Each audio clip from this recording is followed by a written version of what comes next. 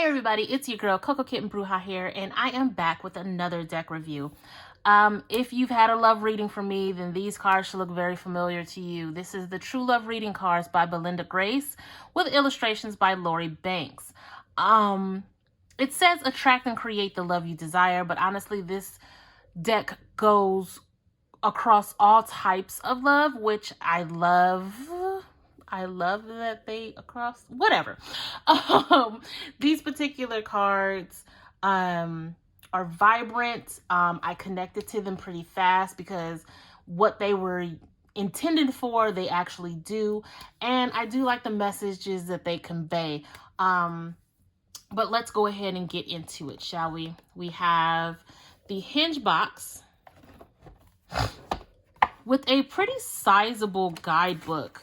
And I will say I love the fact that this book, it's well constructed and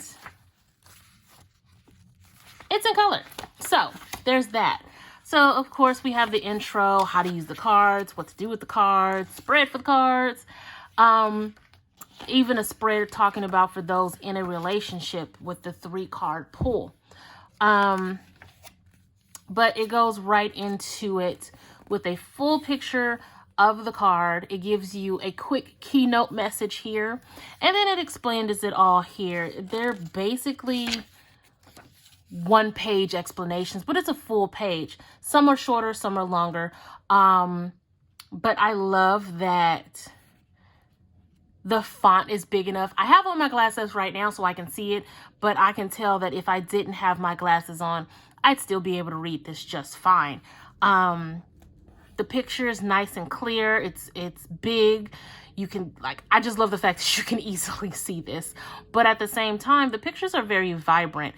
Even if you didn't use the guidebook, you can draw a lot on these images intuitively. And then it just goes on from there.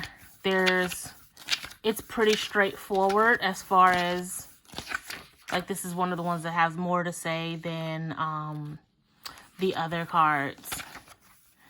And this particular one,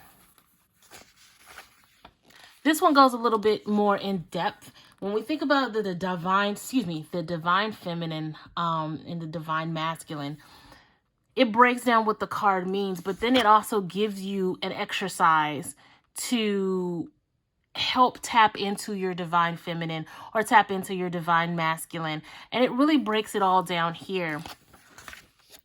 And then you have your divine masculine so there's no real exercise for the divine masculine, unfortunately. I feel like there should have been one for both, but seeing as we're in the age of Aquarius, having that divine feminine energy, having a healthy level of that. And it doesn't matter if you're male, female, in between, outside, doesn't matter. The divine feminine energy that we require to live in the age of Aquarius is very important. So I think that's why they put that there, but didn't really go into the divine masculine, even though it probably would have been helpful. But yeah, it breaks it all down here, across all of the different cards. Now the silver waterfall, there is an exercise that goes with this one as well, because this is definitely a more intuitive, more spiritual type of card. So there's an exercise that goes with it. And then again, you see the waterfall, the picture on the card again. And it just goes right into everything with about the author, the illustrator, and then acknowledgments. And then all of the other different cards under this umbrella. So it's a pretty comprehensive guidebook. It's not a lot of frills, but it gets the point across of what these cards mean. So now let's take a look at the cards. And this is, I don't think it says how many cards it's in the deck. I want to say it's probably along the lines of 40. Let's see here.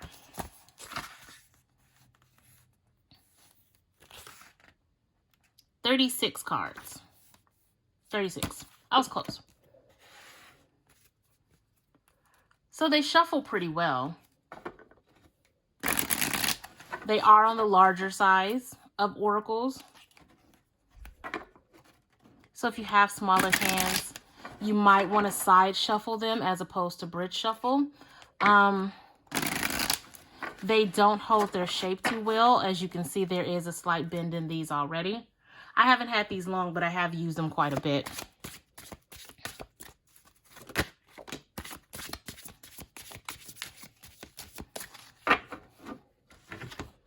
We have the Divine Feminine. Like I said, having that type of energy right now is very important. It really doesn't matter your gender. There's Divine Feminine and there's Divine Masculine in all of us, and that's just an energy. It's basically genderless, but there's a certain type of trait that ties into Divine Feminine and Divine Masculine energy, and not on the mundane level that you see in social media and on the internet right now. Anyway, this Divine Feminine energy, it's about nurturing, it's about fertility, it's about compassion. These are the things that we need right now, right, as a collective. So that is your card for the deck review. Divine Feminine. Tap into your Divine Feminine. And then here is the distorted Divine Feminine, right? Tenacity, the Gardener, compatibility, reparenting yourself. That's huge when we talk about inner child work, right? This is why I love these cards, because it spans all types of love. It's not just romantic love, because true love, you have to have a true love of self too, right? Falling in love with yourself is very important.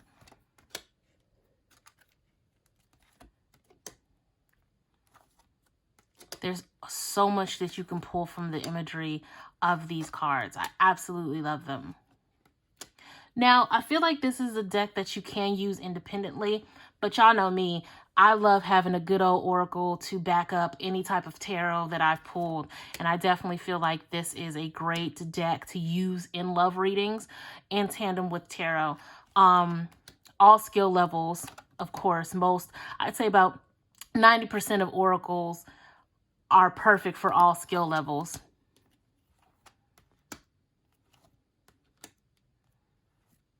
Manifestation. And I love how it focuses on the sacral, the solar plexus, and the heart here when we talk about manifestation. That's a whole nother subject, but this can get very deep. Maturity, sexual freedom, dating,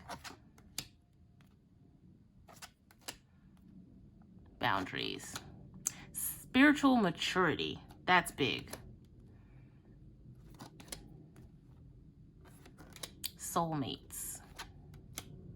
The life purpose card comes up in a lot of readings, and I definitely feel like this divine oneness, this universal and unconditional love is very much what this card is about. And I like the fact that they added that into this card because, again, it's about more than just romantic love. There's all different levels and types of love that should be addressed whenever you're doing a love reading, right?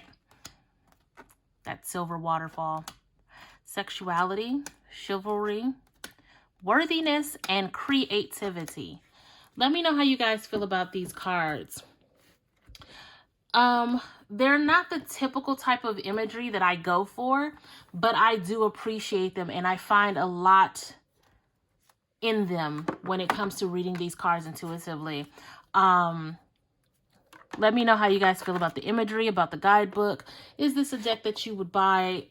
Is this a deck that really doesn't work for you? Let me know how you feel about doing love readings. Do you do love readings on yourself?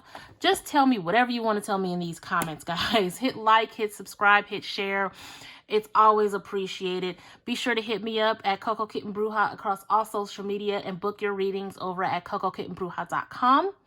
I am sending you guys lots and lots of love and light. And until next time, peace.